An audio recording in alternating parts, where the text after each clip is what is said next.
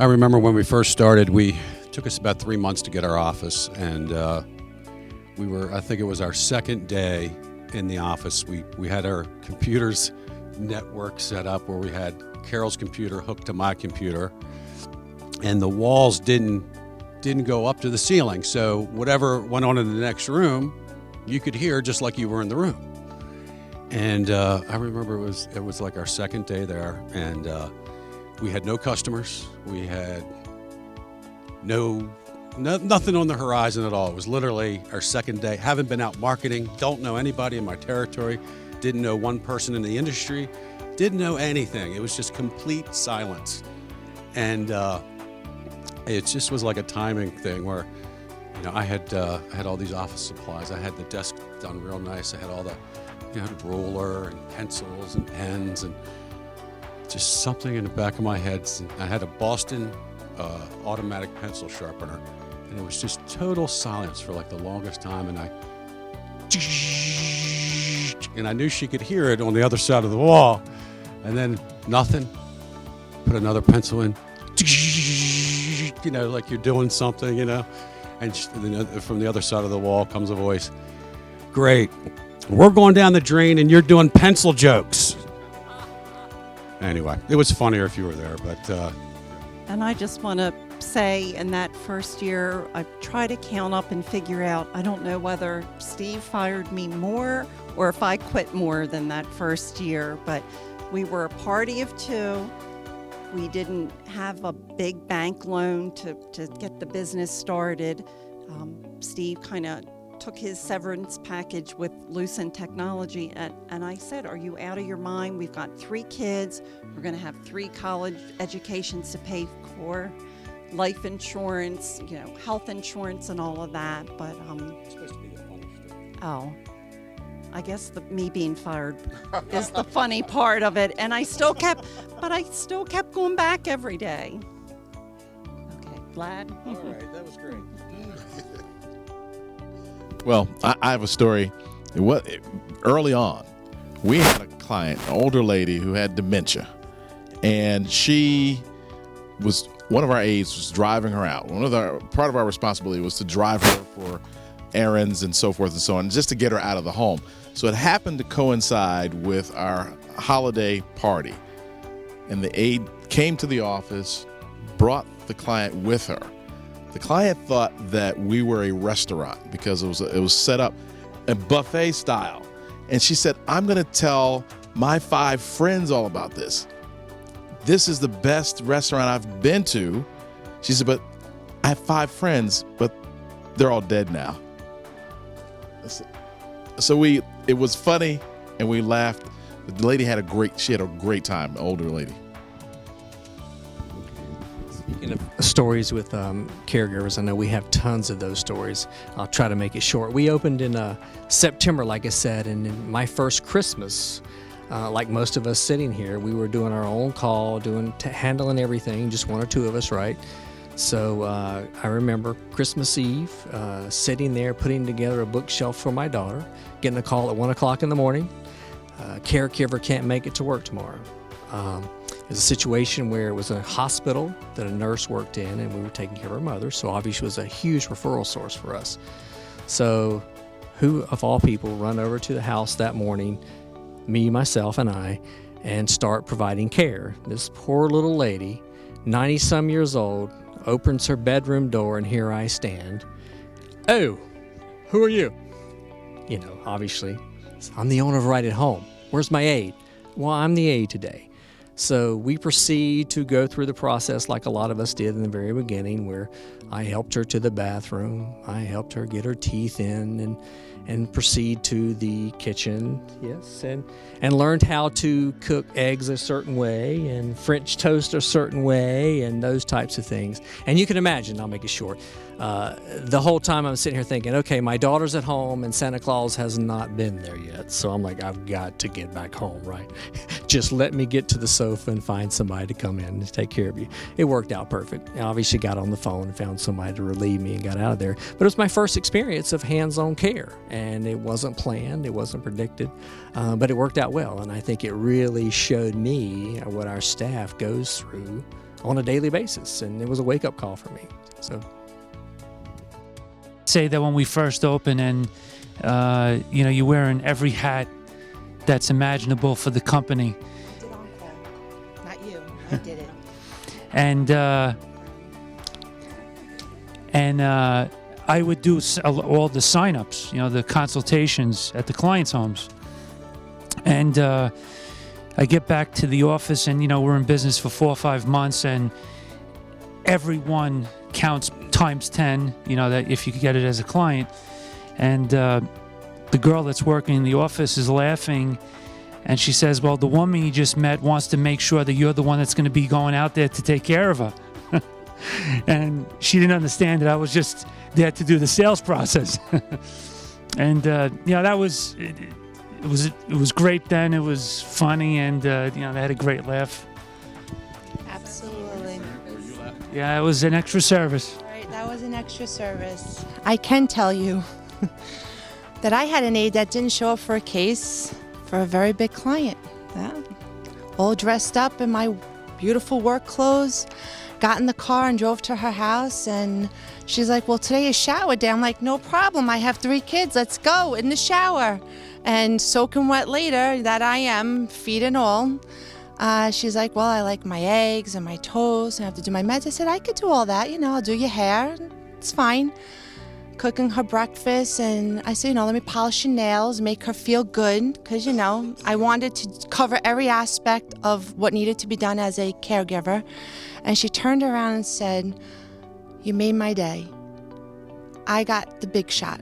She called me the big shot. She says, but you made my day. You came out, took care of me like I was, one of your own, and made sure that I had everything that I needed to do. So.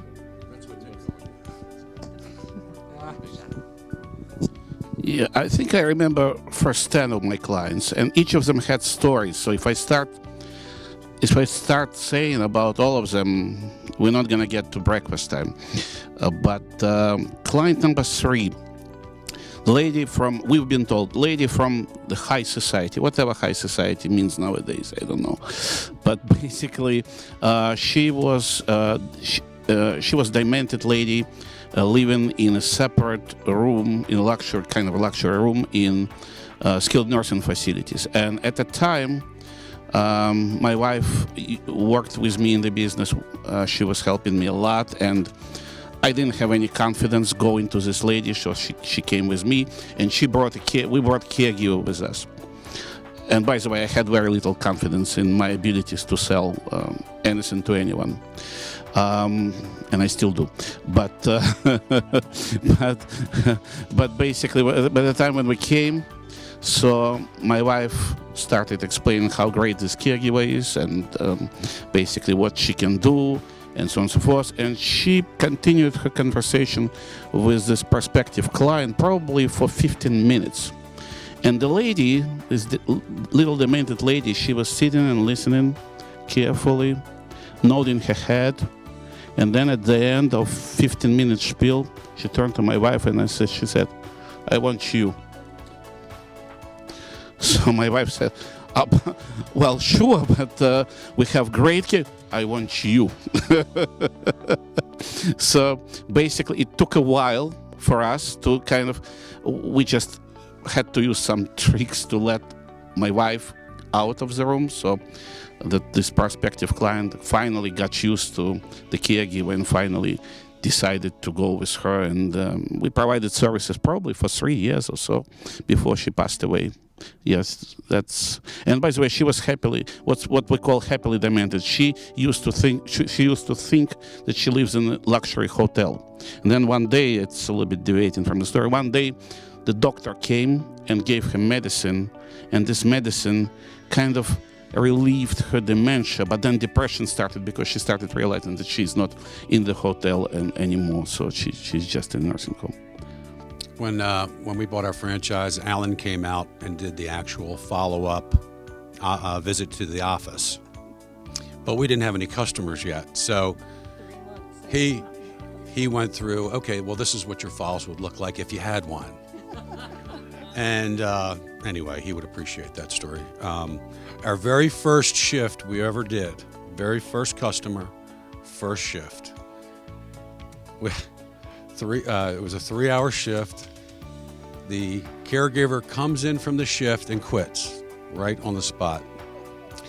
She said, I don't think I'm cut out for this. I just can't do it. And then she walks out the door. Literally 30 seconds later, the phone rings. The customer said, I don't think this is going to work out. 30 seconds later, Carol goes, what the hell have you gotten us into?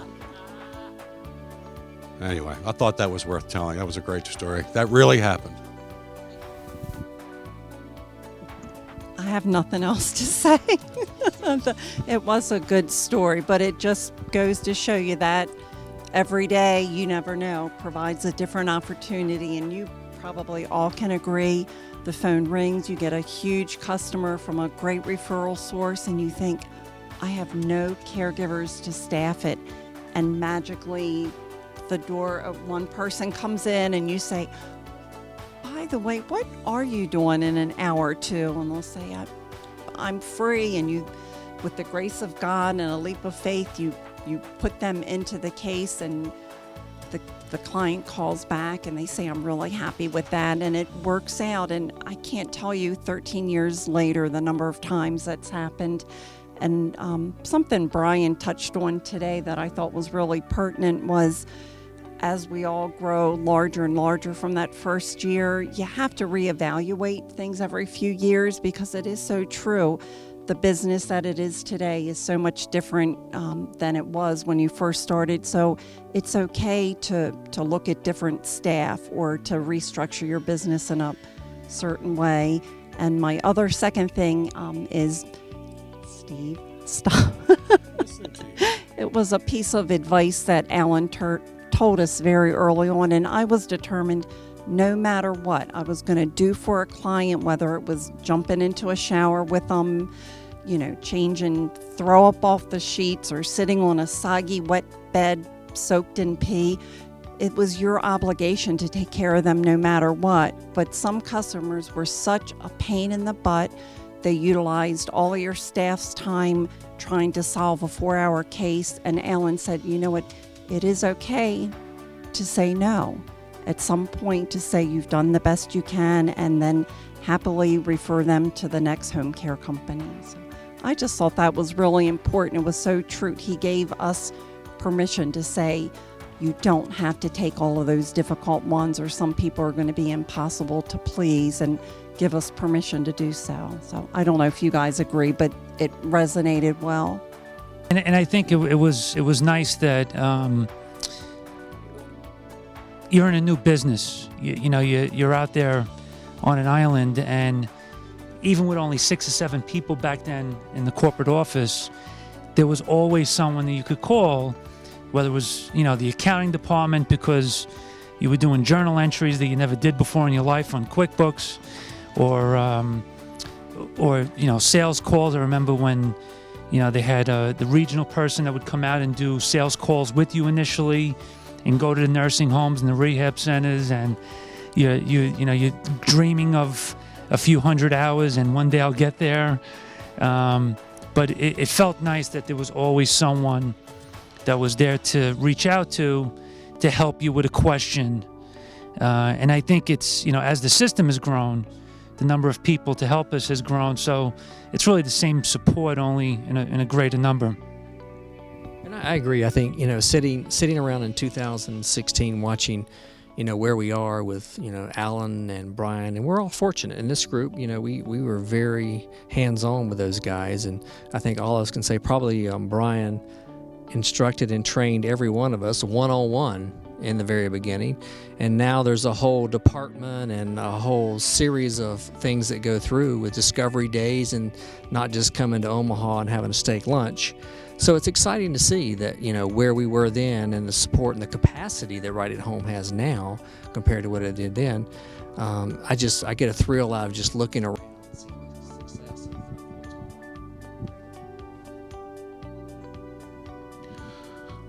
Yeah, I just remember brutal winter of 2003. I did what I've never done before. it's called cold calls. And now I understand what cold calls means, because it was so damn cold outside. But at any moment of time, I knew that I could call the corporate office. At the time, indeed, there were a few people there. And the lady who then was VP of Operations, she helped a lot. And she and Alan instilled something which is extremely important: confidence that everything is going to be okay, and everybody's going to be okay. So winter it's January, it's February, it's going to spring. We have no clients, and then I call Omaha. I'm almost in panic. I was not in panic, but almost getting there. What's going on? Where are my clients? I thought I'm going to be already breaking even by that time. Nothing. Phones are silent, and I'm doing those damn cold calls outside. And then the visitor from Omaha came, and ironically, that was the day when we signed up our first client. That's indeed happened, and she went with us. She then was a VP of Operations. She then went with us to our first and never forgotten intake, and we got the case.